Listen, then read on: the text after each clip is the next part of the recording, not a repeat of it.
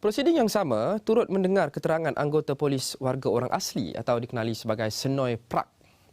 Dia merupakan anggota polis pertama yang menemui lokasi kem penempatan sementara di Wang Kelian itu. Korporal Mak Ten yang bertugas di Company B, Batalion 3, Pasukan Gerakan AM PGA Bido, Perak, menemui lokasi itu pada 18 Januari 2015 ketika beliau membuat rondaan bersama seorang lagi rakan setugas. Pada tanggal 25 Mei tahun 2015, seluruh warga Malaysia dikejutkan dengan berita penemuan 28 kem sementara pemerdagangan manusia. Turut ditemui adalah 139 kubur dan 106 rangka manusia yang dipercayai mangsa sindiket pemerdagangan manusia. Kasus yang mengejutkan warga Malaysia itu digambarkan sebagai sesuatu yang sukar dipercayai boleh berlaku di zaman sekarang karena perbuatannya yang disifatkan sangat kejam. Apa yang lebih mengejutkan tentang kasus tersebut adalah pendedahan oleh NSTP di mana pihak polisi sebenarnya telah mengetahui tentang kewujudan kem pemerdagangan manusia itu seawal tanggal 19 Januari tahun 2015. Pihak polisi juga mendakwa kem tersebut telah dikosongkan 3 minggu sebelumnya, namun ianya adalah tidak benar. Kem tersebut sebenarnya ditemui dalam keadaan masih lagi sedang beroperasi. Dalam laporan NSTP itu juga turut menyebut pihak polisi memilih untuk tidak mengambil sebarang tindakan terhadap kem tersebut selama hampir setengah tahun. Perjalanan kasus yang amat mencurigakan ini bermula pada tanggal 19 Januari tahun 2015 jam 10.15 menit pagi apabila pasukan operasi AM yang memantau kawasan sempadan melihat sesuatu yang aneh. Pasukan tersebut mendapati sisa makanan dan air sabun yang mengalir di laluan air sungai sewaktu melakukan rondaan, sedangkan kawasan tersebut sepatutnya tiada manusia yang tinggal di dalamnya. Mereka juga menemui beberapa jejak manusia menuju ke hutan simpan mata air. Pasukan tersebut kemudiannya menjejaki laluan tersebut pada jam 11.45 menit pagi pada hari yang sama dan berhasil menemukan kem yang berukuran 30 meter persegi dengan 6 sangkar yang dipenuhi laki-laki dan wanita di mana kawasan tersebut dikawal oleh warga asing yang memiliki senjata M16. Pada jam 4.30 menit petang selepas 5 jam pihak berkuasa berjaya membawa turun 38 orang pendatang tanpa izin. 150 orang yang terkurung di sangkar pemerdagangan manusia turut didakwa berjaya meloloskan diri ketika operasi serbuan dilancarkan. Apa yang mencurigakan adalah pihak sindiket juga berjaya meloloskan diri bersama tahanan mereka ketika operasi serbuan berkenaan tanpa sebarang kecelakaan. Turut menjadi persoalan dalam kasus tersebut adalah arahan untuk memusnahkan kem pemerdagangan manusia tersebut pada keesokan harinya, sedangkan kasus masih lagi dalam siasatan. Apa yang berlaku memberi gambaran jelas bahwa ada usaha untuk memusnahkan bukti-bukti kasus sebelum siasatan pihak forensik dijalankan.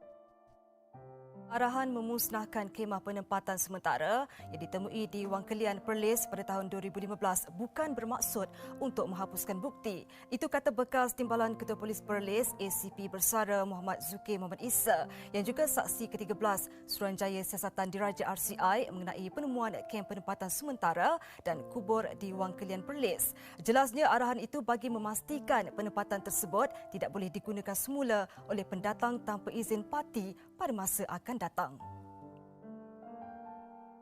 Arahan itu katanya dikeluarkan selepas mendengar taklimat oleh Komandan Company B, Batalion 3, Pasukan Gerakan AM PGA, ASPM Joking. Joking memaklumkan menemui kem penempatan dan menahan 38 pendatang tanpa izin pada mesyuarat yang turut dihadiri Ketua Polis Daerah Padang Besar, Superintendent Rizadi C. Ismail, Majlis Keselamatan Negara dan beberapa agensi keselamatan lain. Menurut Muhammad Zukir, berdasarkan aturan arahan beliau pada mesyuarat untuk menyiasat kesahihan struktur tanah menyerupai kubur terlebih dahulu sebelum merobohkan kemah berkenaan. Katanya pasukan Joking yang merobohkan struktur kemah melebihi daripada arahannya pada 21 Januari 2015 mungkin tidak memahami arahannya dengan jelas. Malah, kandungan taklimat dan arahan yang dikeluarkannya telah dimaklumkan kepada Ketua Polis Perlis, Datuk Zul Aznan Harun selepas mesyuarat berkenaan.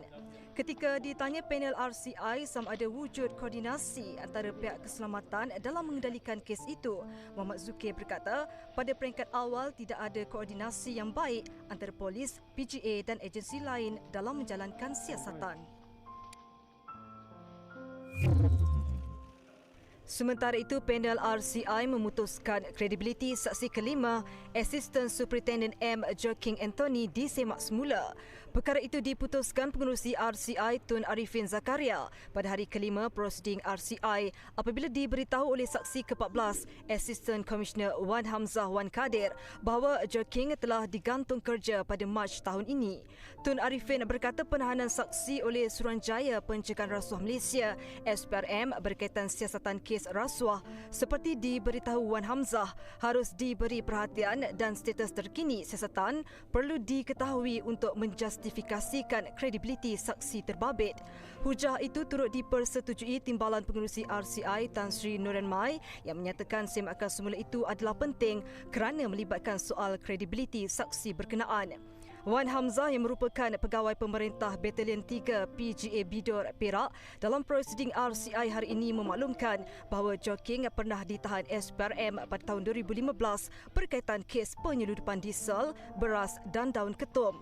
Selain Joking, 4 pegawai dan beberapa anggota PGA turut ditahan SPRM pada 2 Mac 2015 dan beliau difahamkan penahanan itu tidak ada kaitan dengan kes Bukit Wang Burma atau pendatang asing. Pendengaran awam Suruhanjaya Siasatan Diraja RCI mengenai penemuan kem penempatan sementara dan kubur di Wang Kelian Perlis. Saksi ke-11 Assistant Superintendent ASP Junaidi Mat Juan yang juga pemangku Ketua Jabatan Siasatan Jenayah Ibu Pejabat Polis IPD Padang Besar mendedahkan beliau menerima arahan pihak atasan supaya menghentikan siasatan selepas mayat pertama ditemukan di kawasan berkenaan.